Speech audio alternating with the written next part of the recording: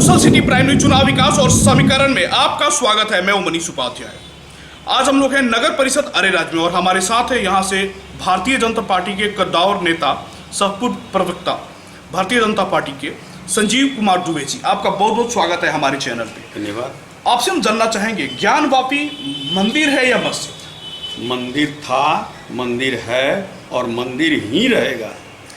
वर्षों से मुसलमानों के द्वारा वहाँ पे शिवलिंग का जो अपमान किया जा रहा था, जहाँ पे भगवान शंकर का जो शिवलिंग मिला है, जो उनकी मूर्ति मिली है, वहाँ पे मुसलमानों के द्वारा जो है मतलब हाथ पैर धोने का काम होता जा रहा था। तो इसको आप किस रूप में देखते हैं? क्या इससे पहले यहाँ के जो भारत की जो हिंदू संघ है, इन लोगों की जो कार्यशैली है, या इन लोगों को इसके बारे में पता नहीं था या जानकारी नहीं थी, या किस तरह की चीज़ें थी जो अभी तक नहीं हो पाया और आज उस चीज़ का खुलासा हो पा रहा है? मस्जिद का उपयोग करने वाली जो कौम है वो क्रूर होती है, आतंकवादी होती है। जैसे ट्रम्प साहब बोलते थे, इस्लामिक टेररिज्म पूरे वर्ल्ड में फैला है। ये लोग का यही काम है। ये लोग बर्बर हैं, ये लोग अत्याचारी हैं, ये लोग दुराचारी हैं। बाबर भारत में आया था, आक्रमण किया, भारत की बेटी और रोटी को लूटने आया था, गोरी लूटने आया था, गजनी लूटने आया था, कुतुबुद्दीन था। जितने वंशज इस हिंदुस्तान में आए, कहीं ना कहीं से हिंदुओं की भावनाओं को ठेस पहुंचाया। सोमनाथ के मंदिर को तोड़ा, अयोध्या के मंदिर को तोड़ा, काशी ज्ञानवापी को तोड़ा, विश्वेश्वर मंदिर को तोड़ा, मथुरा के जन्मस्थान को तोड़ा, ताजमहल को छीन के, तेजो महल को छीन के ताजमहल बनाया। ये लोग का अत्याचार करने का पुराना पैटर्न है। ये लोग अत्याचारी है। अभी जो कल सर्वे हुआ है, उस सर्वे में निकल कर आया है कि जहाँ ये लोग का सरोवर हाथ पैर धोने का, वजू करने का, उसके नीचे ये लोग भगवान के शिवलिंग को दबाया था। इससे बड़ा क्रूरता का प्रमाण आपको और क्या मिल सकता है कि ये लोग हिंदुओं के भावनाओं को किस तरह से छत विक्षत किया, सोमनाथ के शिवलिंग को किस तरह से तोड़ा, अयोध्या के जन्मभूमि को कैसे तोड़ा। और 800 बरस ये लोग हिंदुस्तान पर शासन किया।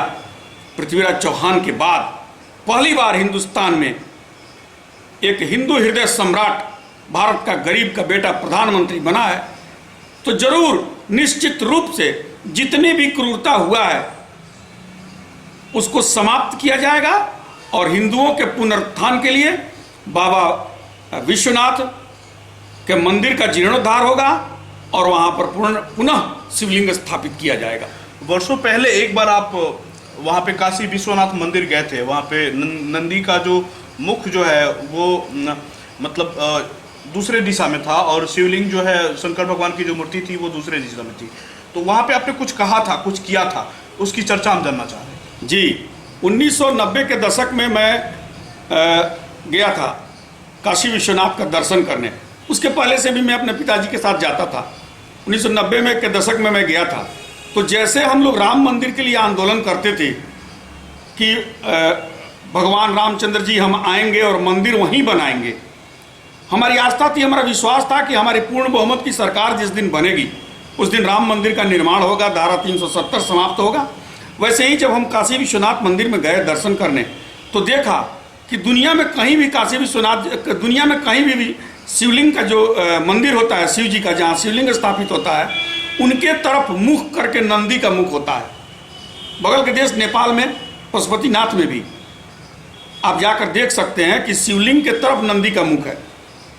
हिंदुस्तान में 12 ज्योतिर्लिंग में शिव के तरफ नंदी का मुख है, लेकिन काशी विश्वनाथ में नंदी का पूंछ था शिवलिंग जी के तरफ, मुख था ज्ञानवापी मस्जिद के तरफ। तो मैंने कहा कि इस ज्ञानवापी इस मस्जिद में ही भगवान है, इसी में भगवान शिव जी हैं। और एक दिन हम आएंगे और एक दिन जिस दिन हमारी पूर्ण बहुमत की सरकार आएगी उस दिन एक न एक दिन इसका सर्वे होगा, इसकी जांच होगी, और चाहे कोर्ट के आदेश से मिले, चाहे हिंदुओं के आस्था से मिले, लेकिन भगवान वहां से मिलेंगे।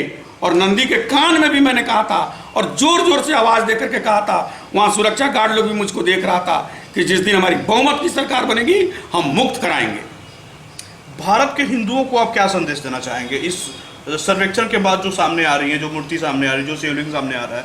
तो भारत के हिंदुओं को, विश्व हिंदू परिषद के सदस्यों को आप क्या संदेश देना चाहेंगे? छद्म धर्मनिरपेक्षता के नाम पर इस हिंदुस्तान के अंदर छद्म धर्मनिरपेक्षता चलाया जा रहा था।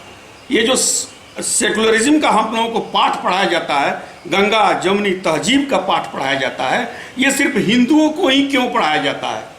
ये जिसके साथ पढ़ाया जाता है उस कौम को क्यों नहीं पढ़ाया जाता है?